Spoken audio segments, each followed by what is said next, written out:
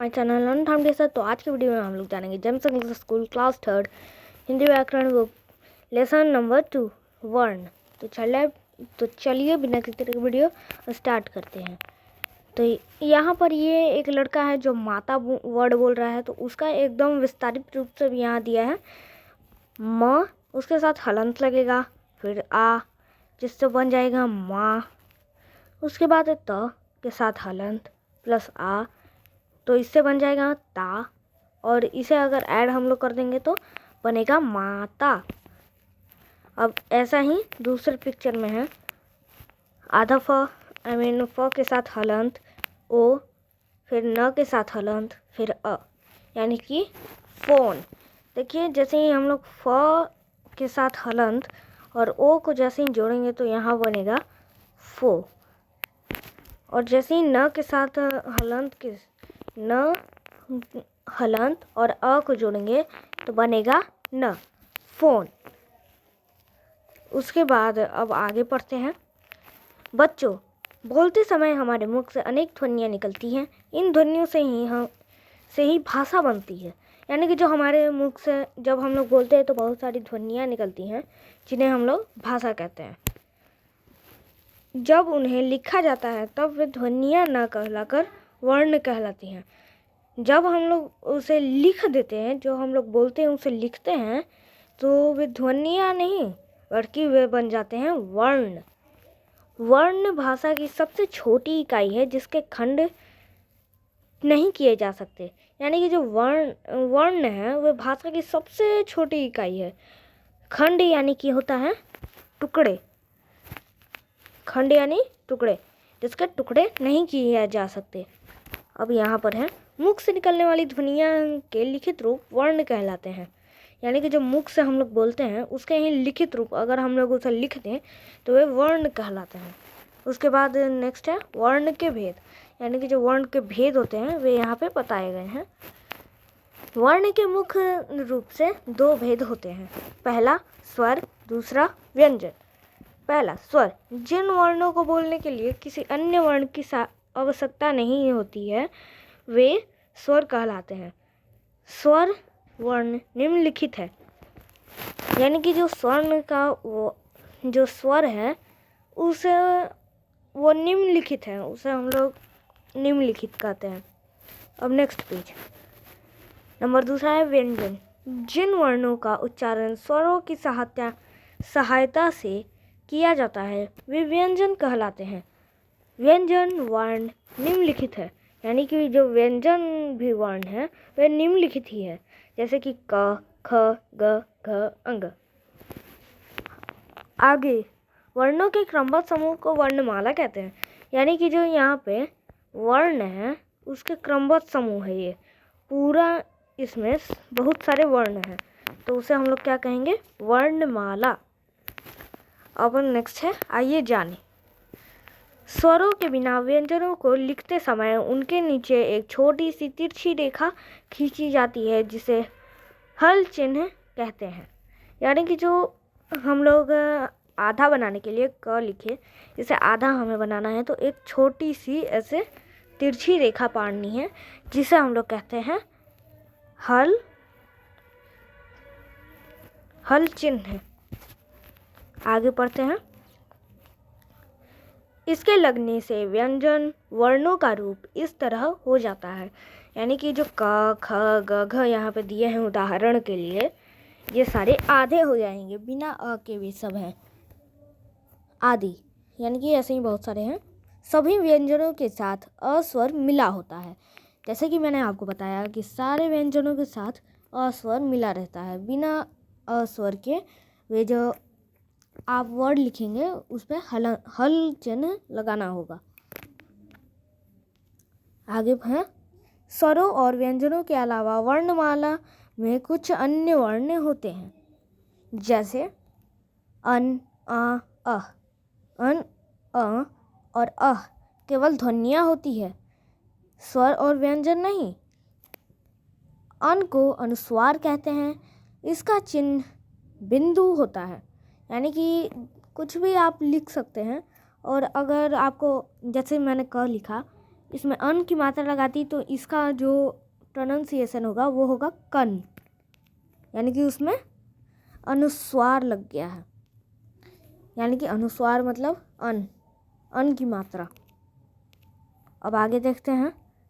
इसका चिन्ह बिंदु होता है, अनुनासिक कहलाता है, यानी कि जो नाक से बोला जाता है आप भी अगर बोल के देखेंगे तो वो न से जो हम लोग बोलेंगे वो नाक से आता है उसका ध्वनि, इसीलिए इसे हम लोग कहेंगे अनुनासिक कहलाता है। ठीक है, इसके चिन्ह को चंद्र बिंदु कहते हैं, यानी कि जो इसका चिन्ह होता है वह कुछ इस प्रकार होता है और इसे हम लोग कहते हैं चंद्र बिंदु कहते हैं। जबकि विसर्ग कहलाता है, यानी कि जो होता है वह विसर्ग कहलाता है। इसका चिन्ह ऐसे होता है, जैसे कि आपने यहाँ पर कुछ भी लिखा, जैसे कि मैंने क लिखा और ऐसे 2 बिंदु लगा दिए, यानी कि यह हो गया कह। जैसे कि यहाँ पे हो गया प्रा और प्रातः। इसका होता है कि जैसे कि ऐसे लगाने के लिए आप इसका यूज़ करते हैं। उसके बाद है इसका चिन्ह ऐसा होता है जिसके संस्कृत भाषा के शब्दों में अंत में लगाया जाता है। जैसे अब नेक्स्ट पेज में चलते हैं। झंडा, चांद, तप। देखिए यहाँ पर जो है ये अन की मात्रा है, ये चंद्र बिंदु की मात्रा है और ये है की मात्रा। अब यहाँ है संयुक्त व्यंजन। संयुक्त व्यंजन यानी कि ऐसे व्यंजन जो बहुत सारे व्यंजनों से मिलके बने हैं, कुछ व्यंजनों से मिलके बने हैं। हिंदी वर्णमाला में 4 संयुक्त व्यंजन हैं, जिन्हें कहते हैं छ, त्र, ज्ञान, स्र।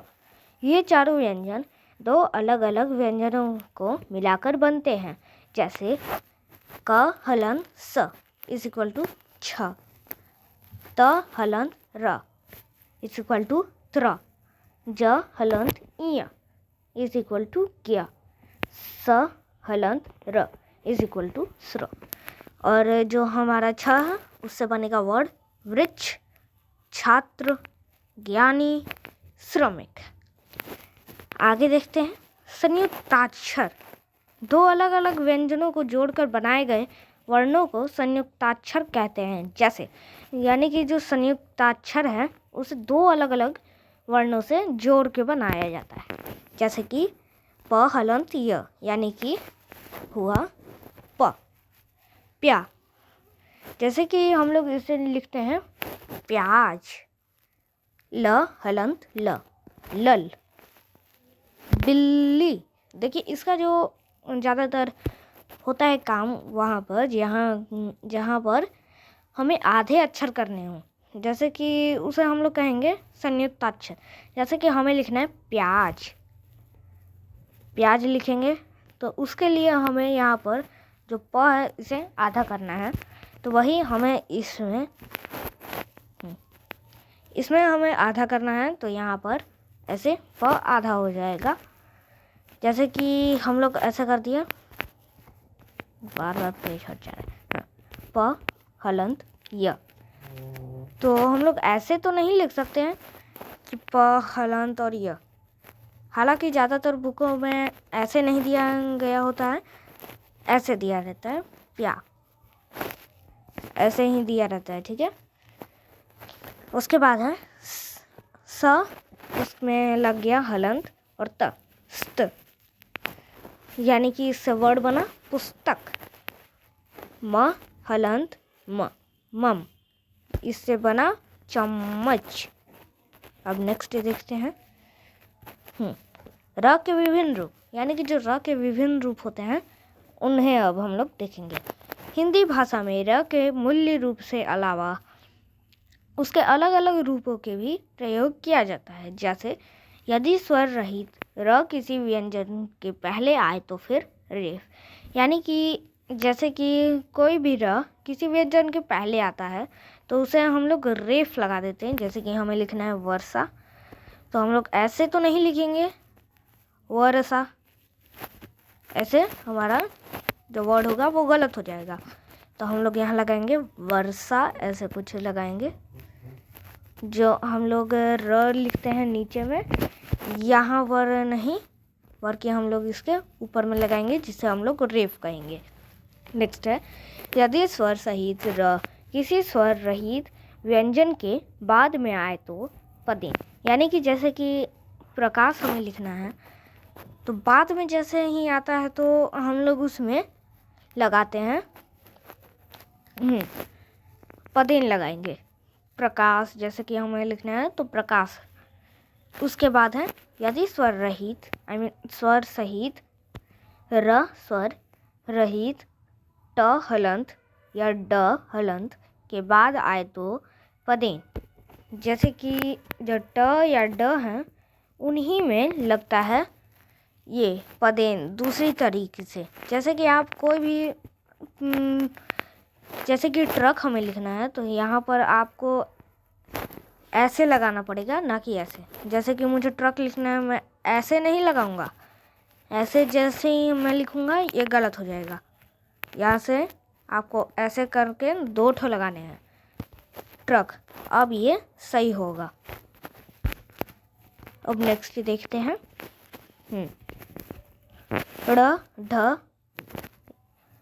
ड़ और ढ अतिरिक्त व्यंजन कहलाते हैं।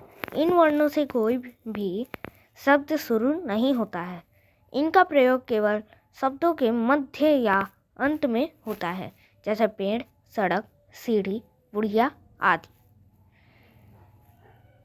लेकिन मुझे ऐसा लगता है कि ये यहाँ पे ड़ ही सिर्फ होगा, आप इस पर ध्यान रखें, ढ नहीं होगा, ड़ होगा। आगे है आगत ध्वनियाँ। आ और ज तथा फ आगत ध्वनियाँ कहलाती हैं। आ और ज और फ ये सारी जो हैं आगत ध्वनियाँ कहलाती हैं, क्योंकि ये तीनों ध्वनियाँ विदेशी भाषाओं आ अंग्रेजी, ज फ फारसी से हिंदी में ग्रहण की गई है।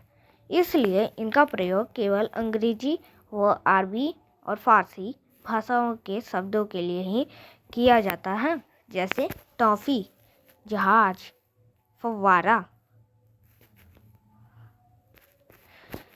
एक बार फिर, यानी कि हम लोग इसे फिर से रटते हैं। मौखिक ध्वनियों के लिखित रूप वर्ण कहलाते हैं। वर्णों के 2 भेद होते हैं, स्वर और व्यंजन। वर्णों के क्रमबद्ध समूह को वर्णमाला कहते हैं। किसी अन्य वर्ण की सहायता के बिना बोले जाने वाले वर्ण स्वर कहलाते हैं। स्वरों की सहायता से बोले जाने वाले वर्ण को व्यंजन कहते हैं। अन, अ और अह केवल ध्वनियाँ होती हैं, स्वर और व्यंजन नहीं। 2 अलग अलग व्यंजनों को मिलाकर बने व्यंजन संयुक्त व्यंजन कहलाते हैं। ड़ और ढ अतिरिक्त व्यंजन कहलाते हैं। तो इसी के साथ हमारा जो पेज है वे ख़त्म होता है। तो अगर आपको वीडियो पसंद आती है तो चैनल को लाइक, सब्सक्राइब और शेयर जरूर कीजिएगा। तब तक के लिए जय हिंद, जय भारत।